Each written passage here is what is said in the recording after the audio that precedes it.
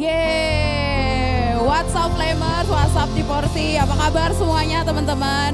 Saya harap dimanapun kita berada semuanya baik-baik saja. So Tuhan kita itu begitu baik teman-teman.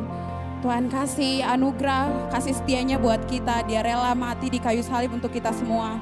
So hari ini kita mau sama-sama puji Tuhan kita mau memuliakan Tuhan lagi. Saya mau undang teman-teman bangkit berdiri. Gak ada alasan teman-teman, walaupun ibadah online kita mau sama-sama puji Tuhan. Yuk.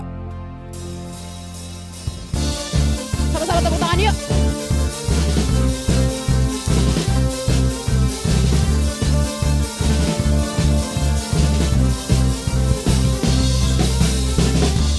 Bukti karyamu nyata. Dari hari ke hari. Besar cintamu nyata. Dari generasi ke generasi. Kau angkat sakitku, kau angkat bebanku, kau angkat beban hidupku. Tuhan Yesus, sungguh baik, sangat baik, teramat baik.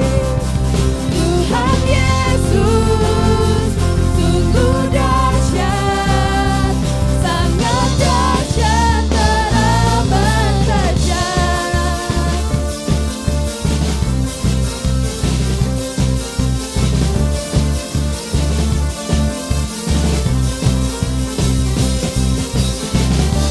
Bukti karyamu nyata. Dari hari ke hari. Besar cintamu nyata. Dari generasi ke generasi.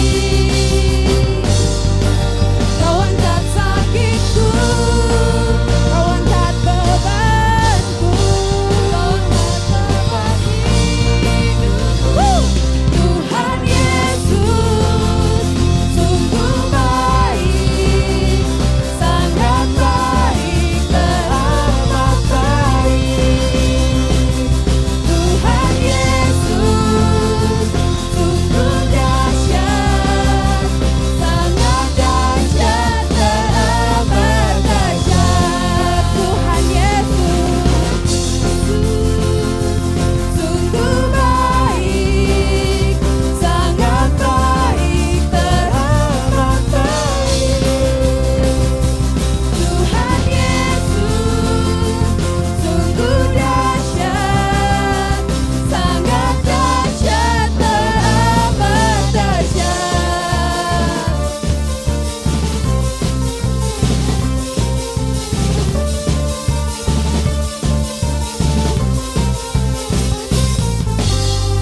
Woo! Yeah, berikan kemuliaan untuk Tuhan kita. Yes. Teman-teman, sore hari ini saya mau undang semua untuk menyiapkan hati, menyiapkan pikiran. Kita mau datang sama Tuhan. Kita mau bersyukur, kita mau berterima kasih sama Tuhan buat kasih-Nya buat kita. Yes, Kau sungguh baik Tuhan.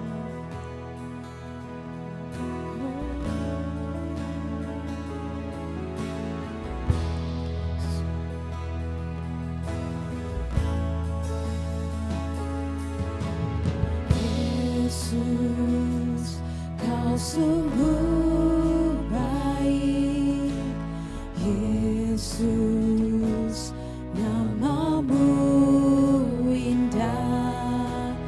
Yesus, ku cinta Kau selalu. Ku tinggikan, ku agungkan selamanya. Panggil nama Yesus. Yesus, Kau sungguh baik. Yesus, nama-Mu indah. Yesus, Yesus, ku cinta Kau selalu, ku tinggikan, ku agungkan selamanya. Ku mau memuji-Mu, ku selalu puji-Mu, ku mau menyembah-Mu, ku selalu sembah-Mu. Kau yang layak terima semua pujian, kemuliaan hanya bagi Tuhan.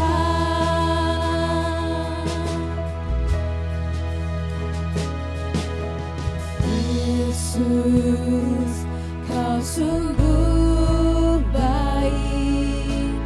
Yesus, nama-Mu indah. Yesus, ku cinta Kau selalu, ku tinggikan, ku agungkan selamanya. Ku mau memuji-Mu, ku selalu puji-Mu, ku mau menyembah-Mu, ku selalu sembah-Mu. Kau yang layak terima semua pujian, kemuliaan hanya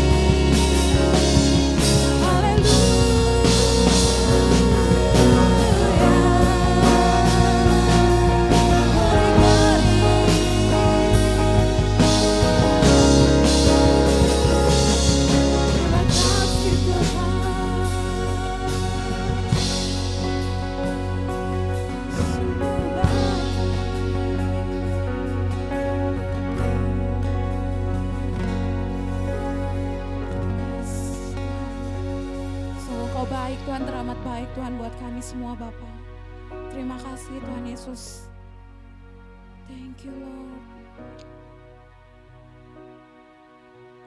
Dan sebentar juga Tuhan kami mau mendengarkan sebagian dari firman-Mu Bapa.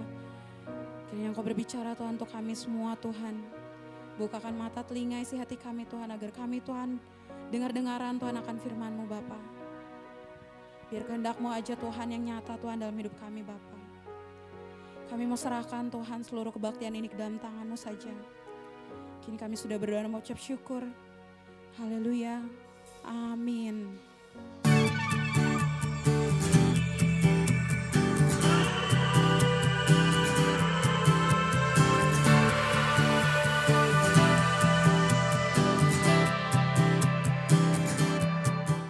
What's up Flamers, what's up juga buat teens semua teman-teman yang ada di rumah. Bagaimana kabarnya? Saya berharap kita tetap dalam keadaan yang baik ya. Ya, hari ini kita akan kembali merenungkan kebenaran firman Tuhan. Kita tadi udah memuji, memuliakan nama Tuhan. Ini tiba saatnya kita siapkan hati kita buat mendengarkan kebenaran firman Tuhan. Dan sebelumnya kita mau berdoa terlebih dahulu, mari kita berdoa. Bapak kami bersyukur buat hari ini, terima kasih buat kesempatan yang kembali Tuhan berikan kepada setiap kami untuk kembali kami beribadah, untuk kami kembali memuji dan memuliakan nama-Mu Tuhan dan mendengarkan isi hati-Mu buat setiap kami semua Tuhan. Bapak kami menyerahkan setiap hati kami, setiap pikiran kami, setiap kehidupan kami untuk kembali ditaburi oleh kebenaran firman Tuhan dan diubahkan sehingga semakin hari kehidupan kami semakin serupa dengan-Mu Tuhan. Kami menyerahkan firman Tuhan ini hanya di dalam nama-Mu, kami sudah berdoa dan mengucap syukur, haleluya, amin. Teman-teman, ada sebuah cerita di suatu kota, waktu itu ada sekeluarga, mereka merencanakan untuk berlibur ke suatu daerah. Lalu mereka merencanakan, mereka ngurus semua tiket, untuk perjalanan mereka dan yang lainnya, dan tibalah saatnya hari yang ditunggu-tunggu. Anak-anaknya sudah senang, orang tuanya juga sudah bahagia, akhirnya mereka bisa berkumpul buat berlibur bersama lagi. Dan akhirnya pagi-pagi mereka pergi menuju bandara. Dan ketika tiba di bandara mereka masuk dengan menunjukkan tiket yang mereka akan pakai, lalu mereka masuk.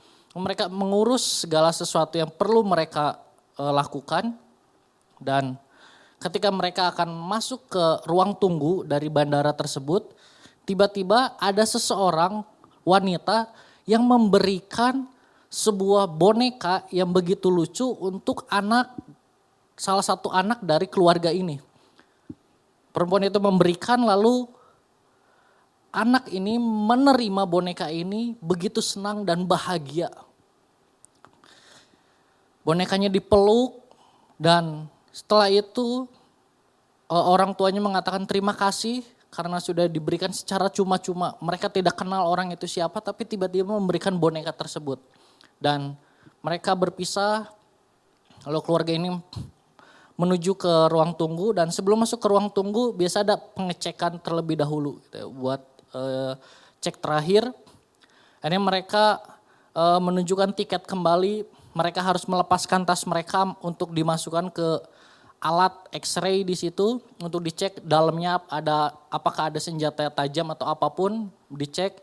Bonekanya pun dimasukkan, semua barang-barang yang dibawa mereka masukkan dan diperiksa. Dan mereka masuk, dan begitu boneka ini masuk ke X-ray ini, begitu terkaget-kagetnya penjaga dari bandara tersebut. Kenapa? Karena ketika boneka ini masuk ke kotak X-ray ini, penjaga ini mendapati bahwa di dalam boneka yang lucu ini terdapat sebuah pistol. Terdapat sebuah pistol yang disimpan di dalam tubuh dari boneka tersebut. Teman-teman, boneka yang begitu lucu, boneka yang begitu menggemaskan, begitu enak buat dipeluk gitu ya. Begitu cantik rupanya, tidak menjamin isi dari boneka tersebut. Luarnya bisa bagus, tapi kita lihat dari cerita yang tadi, Luarnya begitu lucu, begitu menggemaskan, tetapi ketika diperiksa dalamnya, apa yang ditemukan? Sebuah pistol. Begitu juga dengan manusia. Tampilan luar dari seseorang bisa saja begitu menarik. Ketika kita bertemu dengan seseorang, kita bisa melihat, oh orang itu begitu menarik, orang itu begitu luar biasa. Namun belum tentu dalam hati orang tersebut menarik juga. Hari ini kita akan belajar bersama-sama dari kebenaran firman Tuhan yang terambil dari Matius 6 ayat 1 sampai dengan ayat yang keempat. Teman-teman di rumah boleh buka Alkitab teman-teman masing-masing. Matius 6 ayat 1 sampai dengan ayat yang keempat. Oke, kalau udah dapat semua, kita mau baca bareng-bareng ya. Matius 6 ayat 1 sampai 4. Sini perikopnya tentang hal memberi sedekah. Kita akan baca sama-sama. 1, 2, 3. Ingatlah, jangan kamu melakukan kewajiban agamamu di hadapan orang supaya dilihat mereka. Karena jika demikian, kamu tidak beroleh upah dari Bapamu yang di surga. Jadi, apabila engkau memberi sedekah, janganlah engkau mencanangkan hal itu, seperti yang dilakukan orang munafik di rumah-rumah ibadat dan di lorong-lorong, supaya mereka dipuji orang.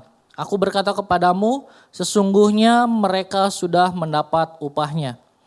Tetapi jika engkau memberi sedekah, janganlah diketahui tangan kirimu apa yang diperbuat tangan kananmu.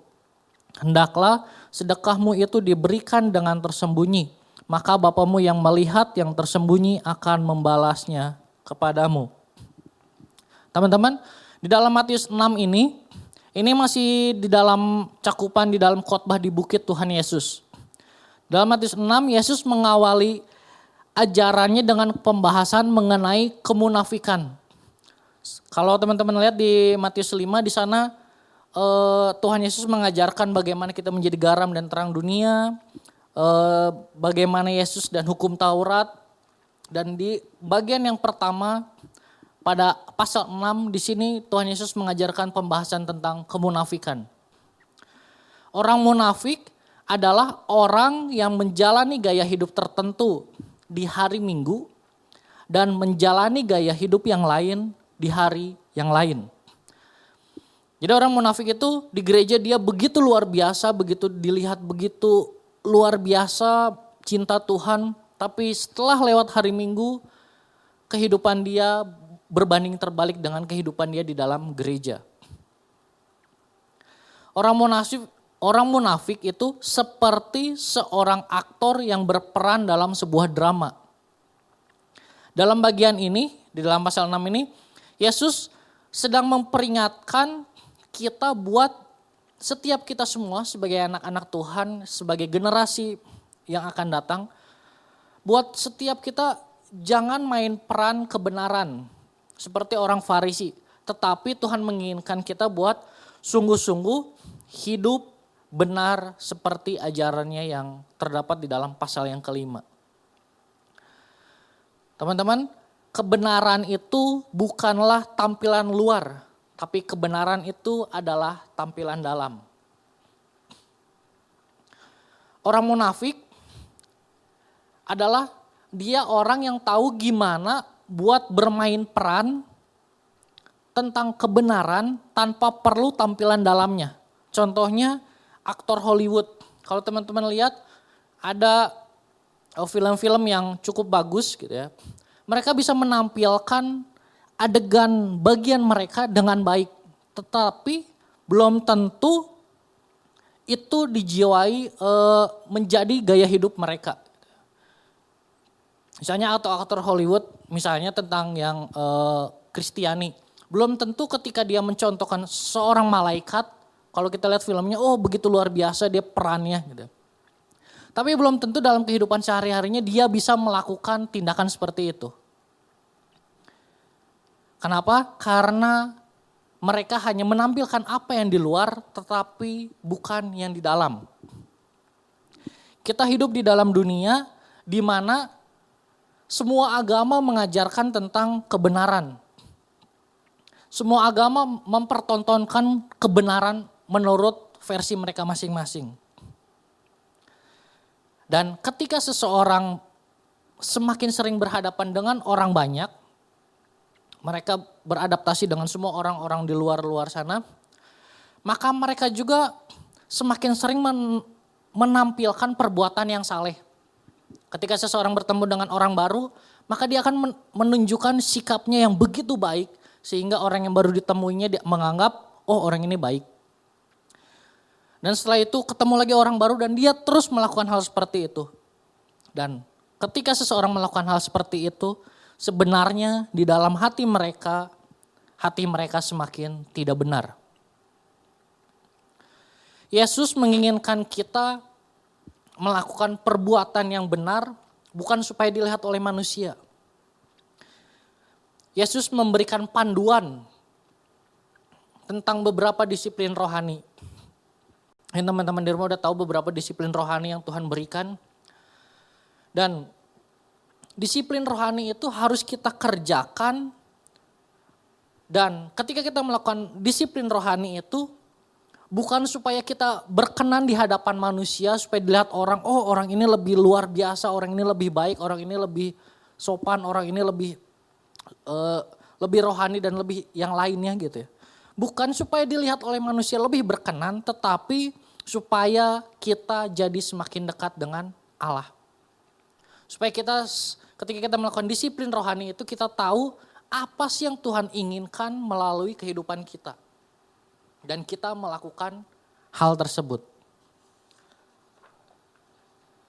Dan hari ini saya akan membahas satu dari sekian banyak disiplin yang ada, yaitu disiplin memberi. Kenapa saya mengambil disiplin memberi? Karena ini salah satu disiplin yang buat orang-orang di luar sesuatu yang biasa aja. Tetapi kita mau belajar bersama-sama hari ini sebagai generasi penerus, sebagai anak-anak yang masih muda, yang masih panjang perjalanan hidup kita. Biarlah melalui kebenaran firman Tuhan hari ini dapat membentuk setiap kehidupan kita, dan ketika kita masuk ke jenjang yang lebih tinggi, mungkin dunia pekerjaan atau apapun itu, kita menjadi orang-orang yang dapat mempraktekkan disiplin memberi ini. Ya.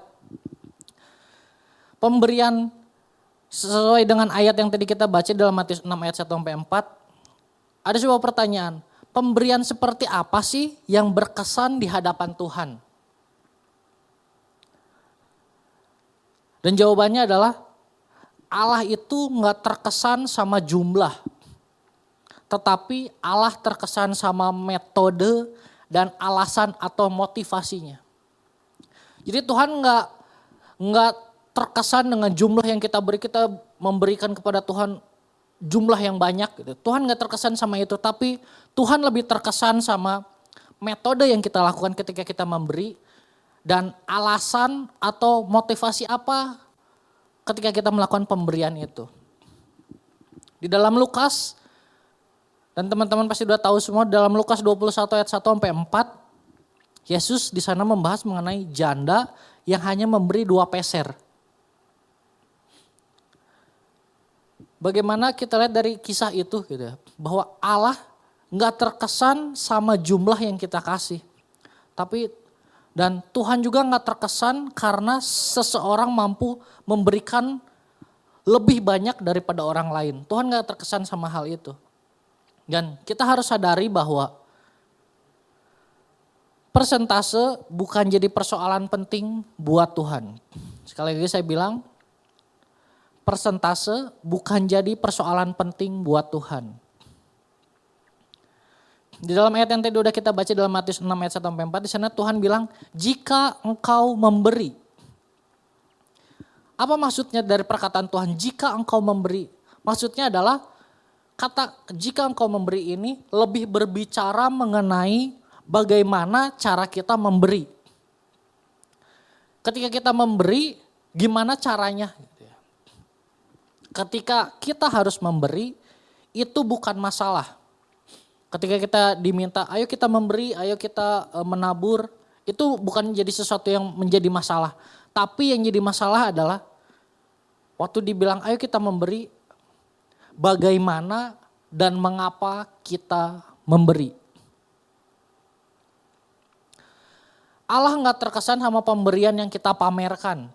Dan Allah juga nggak berkenan sama pemberian yang bukan suatu pengorbanan.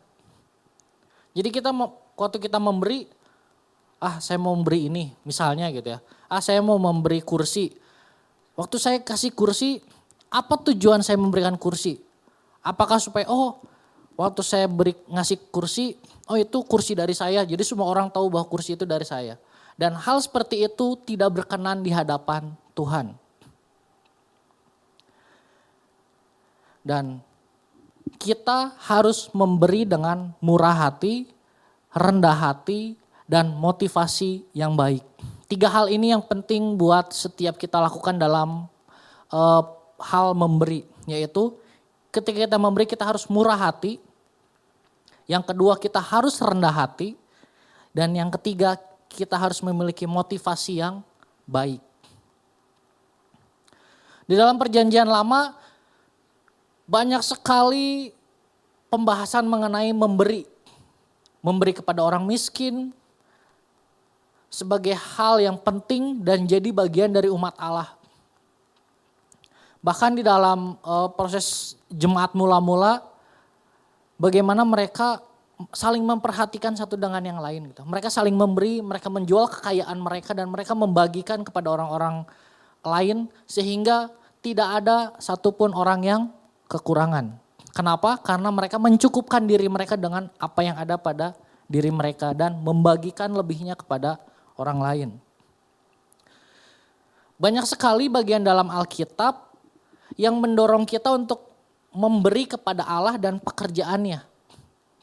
Namun godaan yang kita hadapi adalah kecenderungan kita ketika kita memberi, ketika kita melakukan pemberian itu, tujuan kita adalah, kecenderungan kita adalah supaya orang lain jadi terkesan dan ketika kita berpikir seperti itu supaya orang lain terkesan dengan pemberian kita, maka motifnya ketika kita melakukan pemberian itu, motif kita bukan lagi karena mengasihi sesama dan secara murni ingin memenuhi kebutuhan mereka.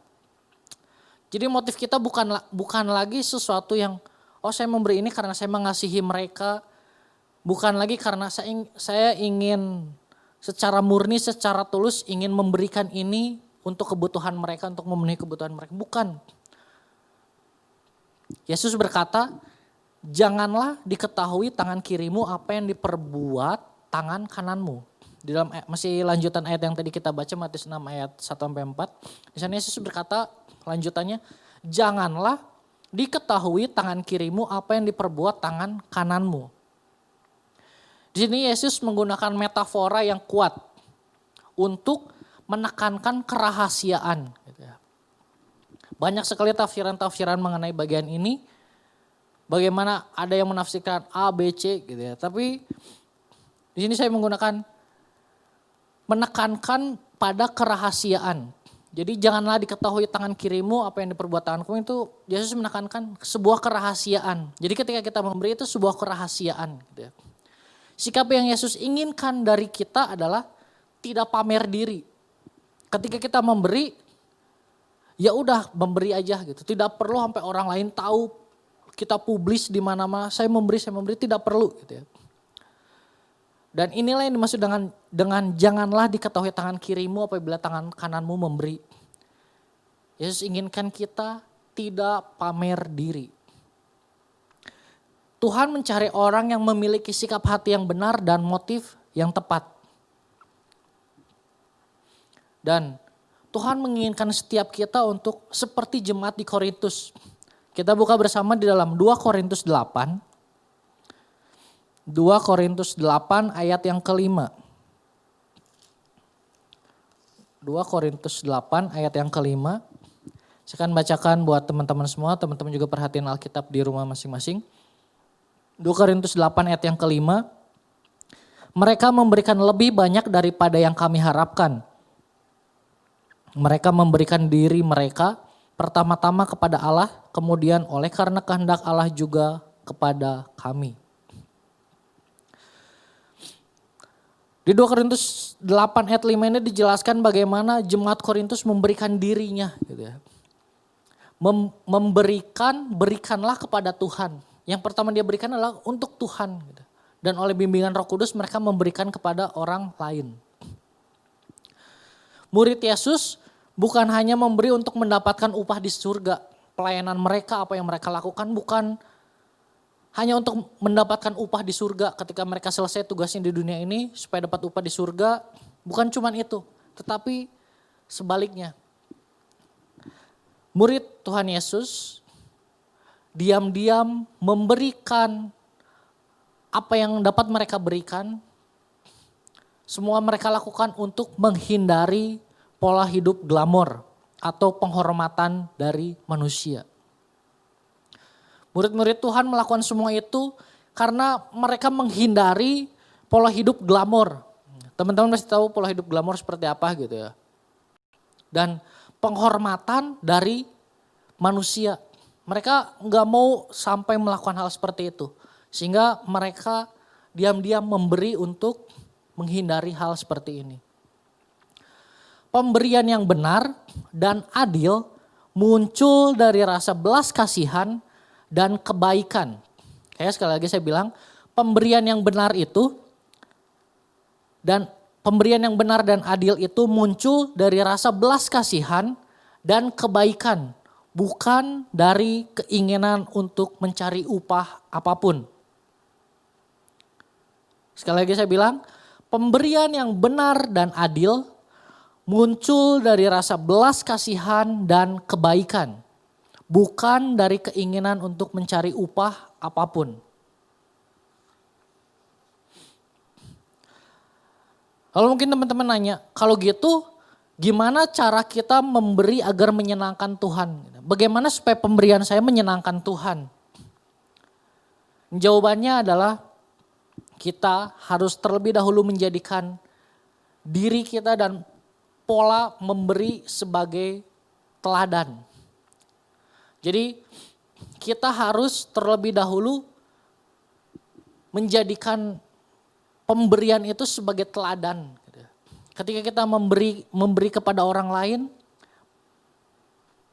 jadikanlah pemberian itu sebagai teladan untuk hidup kita sehingga ketika kita melakukan pemberian itu kita melakukan dengan tulus tanpa ada motivasi lain di balik semua pemberian. Dan setelah itu ketika kita akan melakukan pemberian, coba ajukan beberapa pertanyaan. Ada 2 pertanyaan yang saya berikan. Yang pertama, apa kita sedang memberi gitu. Ketika kita akan memberi, kita tanya dulu hati kita tanya diri kita sendiri, kita tanya batin kita terlebih dahulu, apa kita sedang memberi?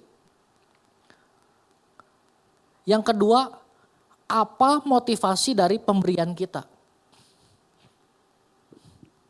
Dan pertanyaan ini tidak bisa dijawab oleh orang lain. Ini sebuah pertanyaan pribadi yang datang kepada setiap hati kita masing-masing. Pertanyaan pribadi ini tidak bisa dijawab oleh orang lain dan hanya kita yang mengenal hati kita. Jadi ketika kita memberikan persembahan, ketika kita memberi persembahan, memberi bantuan kepada orang lain, coba kita tanya kepada diri kita sendiri. Apakah benar kita sedang memberi? Dan yang kedua, apa sih motivasi kita dari pemberian kita ini? Dan jika kita melakukan 2 pertanyaan ini dan kita masih ragu akan motivasi kita, maka yang bisa kita lakukan adalah kita berdoa dan datang kepada Tuhan. Dan kita bisa berdoa seperti Daud. Ayat terakhir yang akan kita buka di dalam Mazmur 139. Mazmur 139 ayat 23 sampai 24. Teman-teman perhatikan ayatnya di rumah masing-masing. Mazmur 139 ayat 23 sampai 24.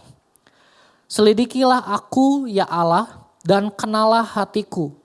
Ujilah aku dan kenalah pikiran-pikiranku. Lihatlah apakah jalanku serong dan tuntunlah aku di jalan yang kekal. Ketika kita mau memberi, kita masih galau gitu. saya bener gak ya mau ngasih ini dengan tulus? Kalau masih ada perasaan itu teman-teman bisa ambil waktu sejenak, teman-teman berdoa. Dan teman-teman bisa ikuti perkataan Daud ini gitu ya. Selidiki aku, kenalah hatiku. Dan teman-teman semua, marilah kita memperhatikan teladan Yesus, khususnya dalam hal memberi. Tuhan tidak pernah mencari pujian ketika ia melayani orang lain. Kita lihat dalam Alkitab begitu banyak pelayanan yang Tuhan Yesus lakukan.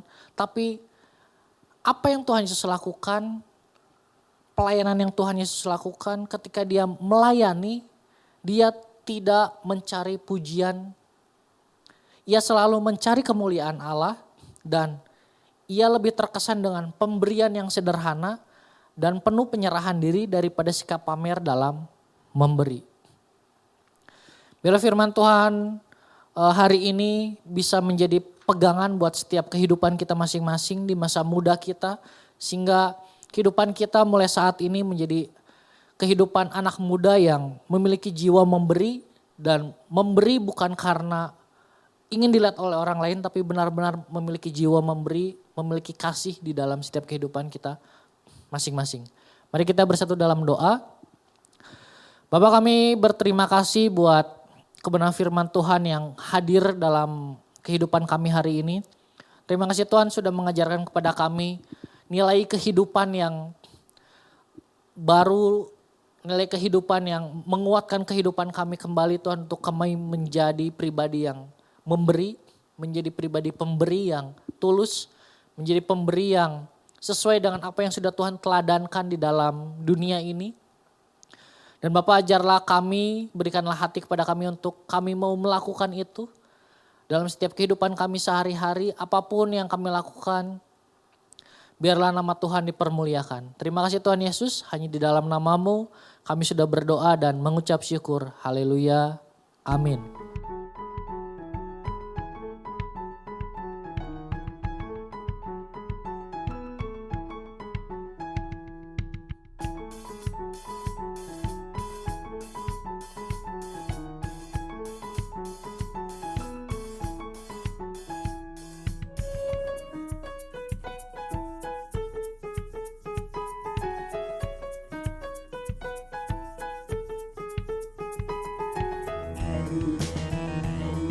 Seluruh kegiatan ibadah tengah minggu, KKP, KKK, KKW, kegiatan doa pagi, dan House of Prayer ditiadakan selama masa social distancing.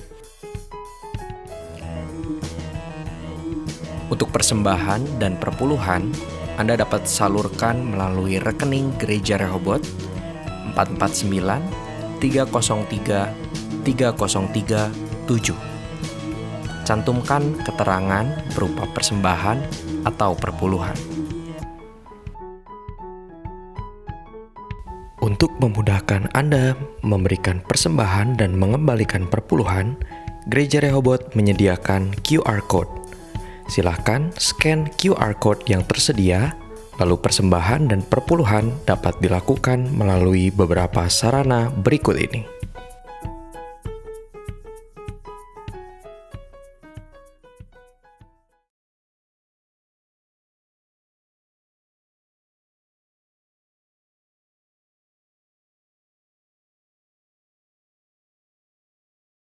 Anda telah selesai mengikuti ibadah online Gereja Rehoboth. Jangan lupa untuk like dan subscribe, dan ketuk lonceng untuk notifikasi pemberitahuan info-info berikutnya. Tuhan Yesus memberkati.